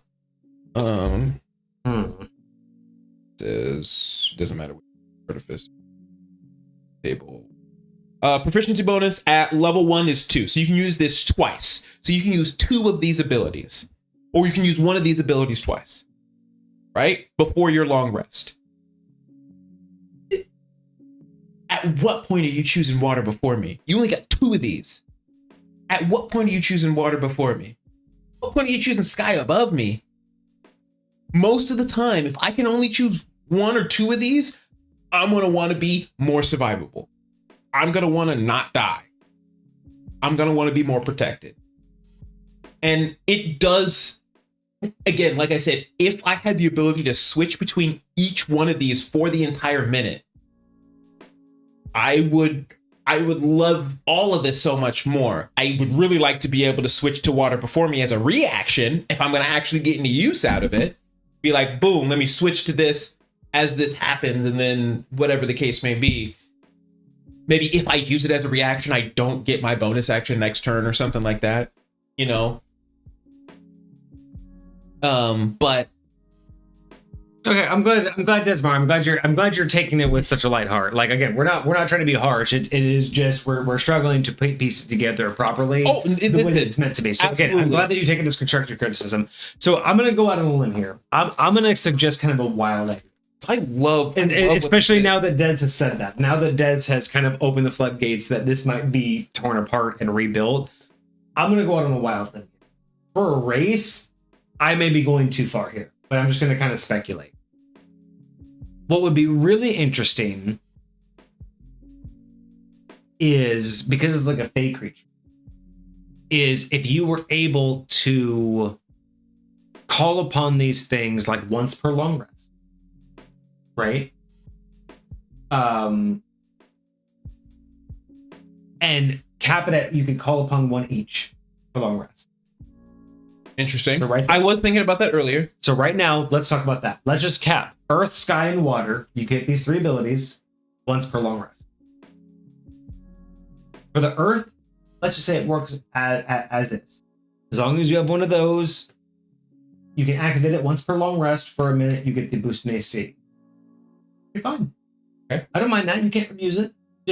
And again, because it's once per long rest, that doesn't mean you can activate multiple at a time. If all of the things activate. So you happen to be on top of one of these things, activate the extra AC for a minute. And you happen to have open sky, Activate your movement too. Yeah. So first one, as is. Once per long rest, you can just do that. Because it progresses with you, it's not that big of a deal that once per long rest. Dude, if it was once per long rest, I wouldn't care if it went up to 5 or 4. Honestly, my point genuinely. exactly. So, boom, Earth is done. Sky above me. I like the idea of like the 10 feet of movement, but there's a lot of other stuff we can do. Whether it's 10 feet of movement, I don't mind. Right? You can activate both of those. Cool. Whatever. Why wouldn't you? Well, it takes 2 rounds to do it, but why wouldn't you? Who cares? We can even have that thing progress. We can talk about like the flight thing. You can hover at this point. I don't necessarily mind that. There could be other options that you can go for, but I really more want difficult terrain would be awesome. I think that might be like one of the best ones because it's a fake creature, right? The hover concept is not that big of a deal. But talking about water before. So what if with water? Because these are like once per turn. What if water said that you had to have a line of sight to a body of water? And body, you would say pond or like pond, river, has to be a large body. It's not a puddle. You're not just dumping out a glass of water and being like, oh, there's water. Yeah, you can't have a priest cast 10 gallons, create water at 10 gallons and that's enough. You have to have like a natural body of water. For sure. But what if this one, instead of this like bonus to saving throws, I don't even mind those. What if this one also gave you something like for that 1 minute, you could get a free use of count. So, like I'm trying to think of like if these were once per turn and situational, I wouldn't mind if they did a passive. Like, that's what I'm saying. So for the water one, what if for 1 minute you could choose to walk on water, breathe underwater, but you also got 1 use of counterspell for the 1 minute, and then with the bonus of AC. Same thing. It would progress with you, so that one would be always choosable. But if you're near a body of water, counterspell and being able to breathe might be good for 1 minute, right? It's situational. It's not great. I will say, especially for RP purposes, it's not like, well, I can live underwater. No. RP purposes, you still only get it for 1 minute. Counterspell doesn't count out of game, right? So breathing underwater for a minute doesn't break anything, and 1 counterspell in a round per long rest doesn't break anything as long as you're near water, right? Now we're kind of like layering the ability. So, and that's where like the line of sight, the sky having glide or flight. I like the idea of protection from magic, but I feel like I would want to implement it a little bit differently. Like imagine if instead of, and this, it feels more complicated, but to me it feels more accurate. I don't know if that's the right terminology, but it's like something like I can absorb the damage. Instead of countering the spell, I can absorb the damage from a spell, or I can nullify 1 effect of the spell. So like if the spell, say for instance, does damage and gives me the poison condition, I can either get rid of the damage or I can get rid of the poison condition. Okay. Or something to that effect. Like I can nullify a portion of the. If it just does damage, then I can. I don't mind something like that. And that's where I think like I think breaking these down. If these were from a race point of view, if these were once per long rest, and again they had a passive and a active. I think that would make them great because I don't mind being able to activate something for 1 minute that gives me a small boost to AC, and then maybe I get a D6 ranged attack for throwing a rock or something. Or you could even just say you give somebody disadvantage on an attack roll. Like the next attack. Yeah, exactly. And then with the sky one, you get the extra movement speed, but you also ignore terrain. So there's your active and your passive. And then with the water one, being able to get like a bonus to saving throws and a 1 free use. Dude, I think the movement and the difficult terrain should both be the passive, and the active should be the flight. I think that would be cool. Okay, yeah. I think the flight is just the why you're overcoming, because the reason why I say flight 10 feet is just so you can't get out of melee range. But that's the idea. It's it'd be out of 5-foot melee. Well, actually, the visual was only to say that the reason why you're flying to go over the terrain, but you're still within melee range. Sure. I was just trying to limit it to where you're not really flying to get all of the benefits, but you are not worried about walking around. But I think that would be a great way. A passive and an active ability for each of these lasting 1 minute. So you get one thing that lasts for a minute, one thing that lasts when you activate it. I think these are all on a long rest. I think that would make it fine for a race. The active for the Sky one should be when it's basically a free disengage. So you can move out of there 10 feet. You get free disengage. And you get a free disengage. Why not? Like that would be that I feel like would fit that particular. That would be totally fine. So you can either get, and you can even just put in notes that you can again, I don't mind if these are all once per long rest. Like, yes, at early stages, this kind of makes you a badass, but only in a very minute way. You get one extra AC, you get one extra free disengage like a rogue would get, but you only get one in a minute. And then you get what potentially one a counter spell or one extra saving throw. Like, the idea being that these only last for a minute with these small passive abilities, which is no bigger than anything else. And the active abilities are also no bigger than what another class would get. Sure. So when they're only one-time use actions and 1 minute long per long rest passives, I think that balances it out, because normally we're worried about races being too strong right out the gate. Sure. But if I'm only getting a once per long rest active, yes, I'm getting 3 of them, potentially. But the likelihood of getting all 3. Because we're still talking about, you still have to be on one of these 3 grounds. So you don't get to use it indoors. You still have to have all of these. You still have to be within, I would say, instead of 60 feet, I would say line of sight of a natural. If you're fighting on a beach, you can activate all of these. Good for you. Yes. But that's the point. Outside of that, it's going to be hard pressed to get every single one of these. And I don't even mind 60 feet. I just think line of sight is a guarantee. I can't be in a shack, but no water's right outside and be fine. I have to, just like I have to be in line of sight in the sky, I have to be touching the ground. I gotta be at minimum line of sight with that. Sure. Whether it's 60 feet, 30 feet, me touching it, I don't care. I can't be indoors and call upon the water. I can't see, just like I can't be indoors. What if you can see it out the window? The air. Can you see it out the window? Is that enough? Is just seeing it, or so would you consider a glass ceiling unobstructed from the sky? Yes. And that's the weird part. I don't agree. Okay. Here's the thing. I don't agree with the concept that magic doesn't go through windows, because I think that's bullshit, and that is a thing about old school D&D, that there was a big argument on whether or not a window counted as a wall. And that was actually a legit, Raw had a problem with windows. Raw technically had an argument that said, if there's a giant pane of glass here and I see you, I can't cast Magic Missile. Raw, original, first and second edition, if there was a pane of glass in between you and me, no fucking magic, because there's fucking surface. Now, well, here's the deal. You can cast it, you're just casting it over glass. Well, if it requires a target, and so if it were still required a target and you were on a full plane of glass, you were not my target. I cannot target you. I cannot cast Fireball at you because there's a pane of glass in front of us. Well, first and second edition used to say it. There's that. It's a very interesting statement, because think about if right now in 5th edition, if somebody was on the other side of a glass window and they wanted to cast Fireball, guess what? That Fireball is exploding at the glass window. Because it's the first surface. You have to get through. You have to be able to get there. Yes. Now, because I think about it at the same time. But here's the same thing. It's a laser going through a window. But here's the funny thing. But it's a paintball going through a window. But here's the funny thing though. Fireball initiates at the target location, not from you. Well, so that's what you say. It would initiate at the window, but technically you don't throw. Remember, you don't throw a fireball. Fireball just happens. I will say that may depend on the spell. Hold on.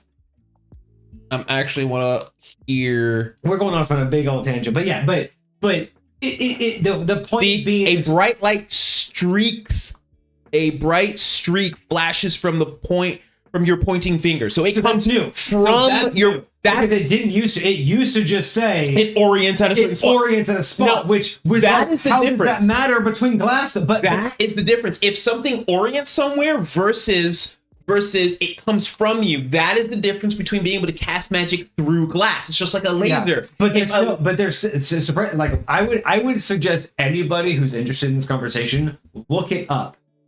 The concept of whether or not D&D glass should affect magic is literally a 70-year-old conversation. It's it very has literally interesting. been going on since But- the first edition because I feel like I agree with both sides because it very I much can depends on how justify- your world works. I can justify Yes. the understanding, but there is an oddity where most magic requires, by its very nature, line of sight, not line of unobstruction. In line of sight is important for targeting, yes, especially for stuff that just says you need to call lightning. When I call lightning, I need to be able to see where I'm calling the lightning down, but it's not coming from me, it's coming from down. Right? Which is a very different scenario. But if you're indoors and they're outdoors, so that's what I'm saying. I agree that there's a great conversation here, but if you're interested in the conversation, research it because it is a 70-year-old conversation and it's beautiful. Because these are the kind of conversations that this entire podcast was started about. It's because there are no right answers. Even the originators are like, yeah, we get it. We didn't do a great job. We have this intention, but even they admit, even their intention didn't really actually come out the way they wanted it to.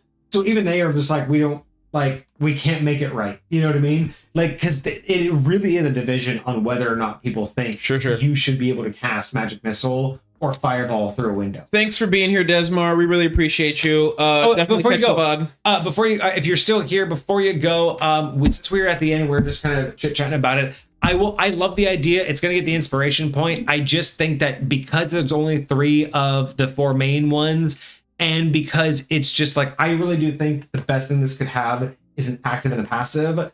I'm going to give it a 5. I think it has a lot of potential, but as is, I would probably rework all 3 of them.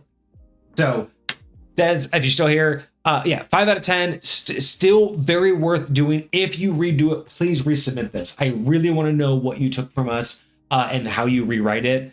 I think it has a lot of potential. I just think right now it doesn't answer enough or solve enough problems to really come out as a yes, I would use it. Sure. Because right now I'm just struggling to kind of be like, how would I layer it to make it really so. But yeah, please let me know. Have a great night. Thank you so much for showing up. Sorry we got to a late start, but yeah, have a great rest of your Monday. Absolutely. Good review though. I do like this. It has a lot of potential. I love this. Like I love the concept of Fae and anything Fae touched and how Fae can mess with you, and this idea of a Fae touched druid. Where is that subclass? Where is the druids, the Fae touched druid? Where is that the path of the Fae touched? Where is the subclass? The circle of the Fae. Or the circle of the Fae touch, or the circle of the Fae. So it's interesting because when I think of circles, because you think about like what a subclass is. You got cleric subclasses. You're a clergyman, like you're following a specific god. But like a circle, it's almost kind of like a coven of witches, right? A circle is like a group of these druids that have come together for a specific purpose. You get the circle of the wildfire. They're there. They recognize the value of fire and the cleansing nature of fire and how it affects and helps nature's like birth and regrowth and all this stuff. The circle of the Fae touch are why mushroom circles exist. Okay. Like they're the ones that go around and plant the mushroom circles. I need to know this. Portals. I've been messing around with a little bit of Baldur's Gate lately, and I finally found a mushroom circle in Baldur's Gate. And all they do is they're little teleporters. Yeah. Right? Is that all they're supposed to be in D&D theoretically? Or is there more to it than that? In lore, the reason why people say beware of them is they are fictionally in lore, they are supposed to be the portal to the Fae.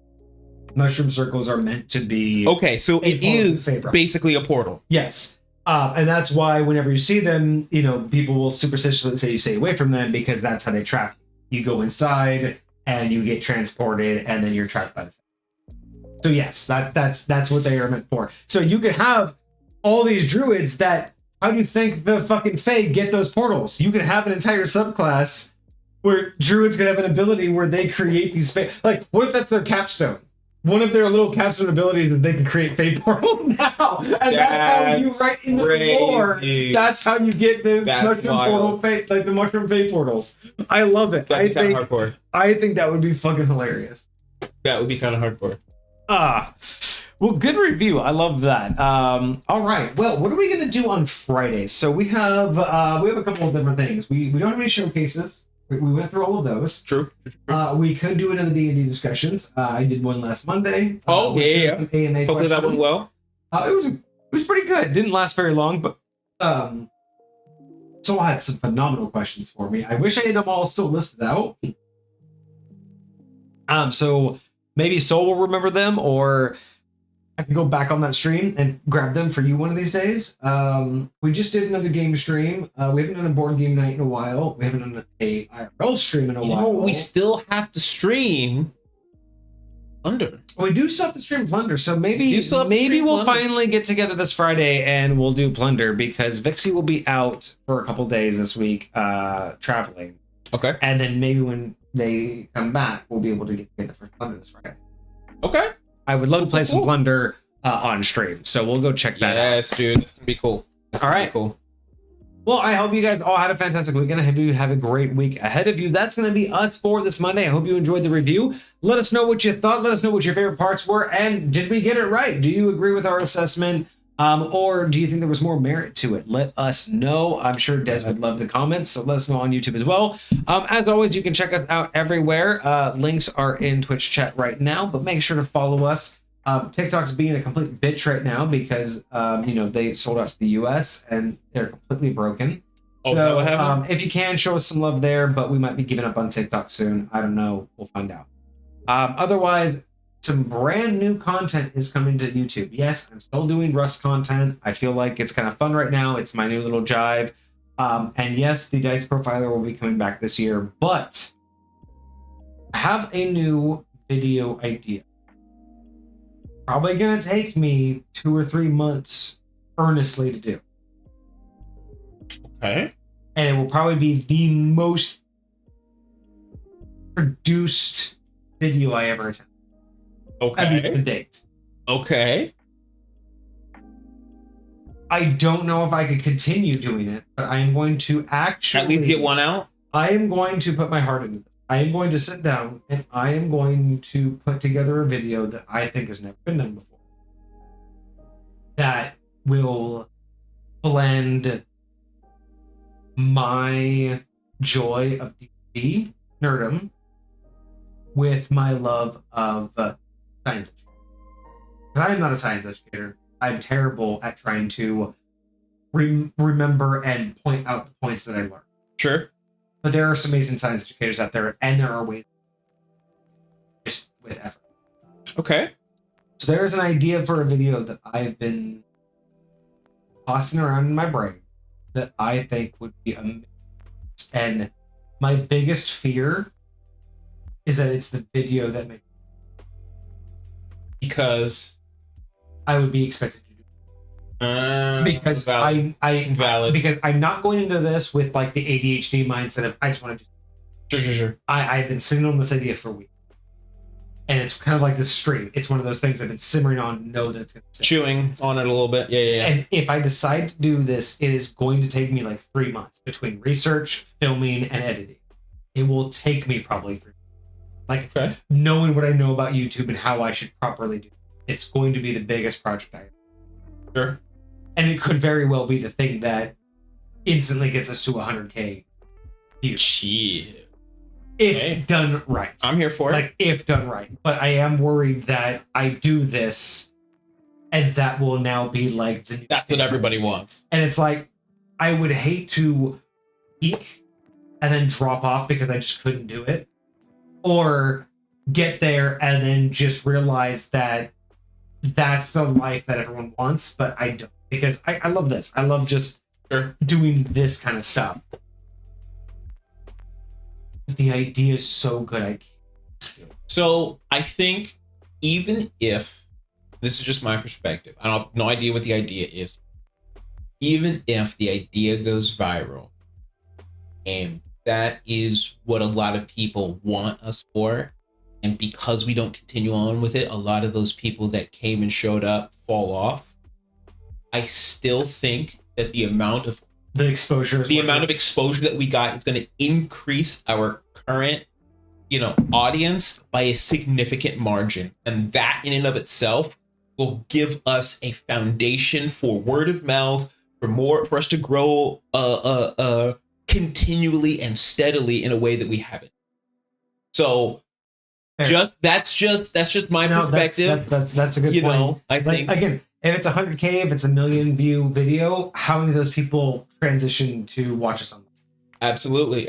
So it's very unrelated. No, that's a good point. I happened upon some internet drama. I usually don't this at all. Like at all. I never look into this stuff. But it was Marvel Rivals drama, and like I've heard that there's been some recent Marvel and Rivals. I was like, I don't know what the heck's going on with this, but the dude that the drama happened to, he like made a video about it. Like he was like a very small time streamer. I forget what the drama was, but I remember it mentioned. It was some childish ass bullshit. It was some childish ass bullshit. But at the end of the day, this streamer, he just basically told his side, and that video was his. It blew up. And now he went from being like a small streamer with like maybe 10 people in his chat to now he's got like 100 to like 1,000 people in his chat. Like it's crazy. Like we're not disillusioned. We don't think we're the best podcasters. But we know we have some pretty solid content. And we know based off of our current audience, the ones that have stuck here, we know for a fact it's just there are other people that are like them that are gonna we can pull people, right? Like I mean, we've been seen by probably 1,000 people, and we have a good solid tell you 10 followers, right? How many people I have ended up finding and be like, gosh, I wish I had known about these guys sooner. Oh my God, I wish I had seen these guys. Oh, if I had known about you guys have been around for how long? Shoo. Like this is cool shit. Like I cannot. That's gonna be us one of these days. We're gonna be like, oh, and maybe this video, these guys been around for. Oh shit. Maybe this video will be it. I'm part of that kind of like I'm on the page sometimes where I'm just like, if you tell people you're kind of accountable. But then there's also that like other side of that coin where there's people who are like, don't tell anybody, just move in silence, and because other people will try to stop you, right? So I'm always trying to like, first of all, walk that path. That's why you have to. How much should I say? Know how the much people you're telling it to. And that's what I mean. It's like I don't know if I should be like, should I just leave it here as a very big video is coming, and that will push me to do it. But I also like, not that I think I'm going to say something here with 3 people watching and it's going to suddenly be stolen. But there is a fucking habit of this universe taking things that I put out verbally. Sure. And if I don't jump on it, I fucking see it somewhere else, and I'm like, I was the one that fucking wanted that. Yeah. And I hate it. So I'm hesitant, but I also want to make sure I say enough to push me to do it. But I don't want to say so much that it either psychs me out or sure. I feel that. I lose focus because of feedback I've got. I've had some irons that I'm lightweight sitting on, and they're kind of doing similar things. I'm like, I could totally do some shit with this, but I haven't moved yet. And I'm like, yeah, okay, kind of like OSR, like kind of like one shot rifles. Like we did a lot of movement. Now we're just sitting on it because there are certain elements that we gotta wait on, which is fair. But it's ready to go. I can't wait for us to actually do it. It's just it's one of those I can't do anything with it right now. We can't play. And to be honest, I'm gonna use it not at all like what I end up doing and creating is gonna be what we'll probably end up using. We're probably still gonna need to do, but like it'll give me a space to. Because the biggest thing with my development is I need a problem to solve. If I'm not working on doing a specific thing, like the leaderboard, I can't like that web app that I need it to be a purpose. The web app that I created, like there was a thing that I was trying to build. I needed it to, but I learned a lot about CSS. I learned about how the web app element works and how to connect it and how to do different things. I'm learning because of what I learned in that. I learned the possibility of connecting the form to our submission thing, and that's going to be so valuable and another project. So it's when there's a problem to actually be solved, like there's so much more to actually, all right, now I can actually work towards this goal rather than just. Yeah. And I think that's the thing for me is like, I don't want to psych myself out, but I want to solve problems. So I'm going to leave it right there. I'm going to leave it at that. There is a very big video coming by this summer. Absolutely. Probably is going to be the biggest video we release.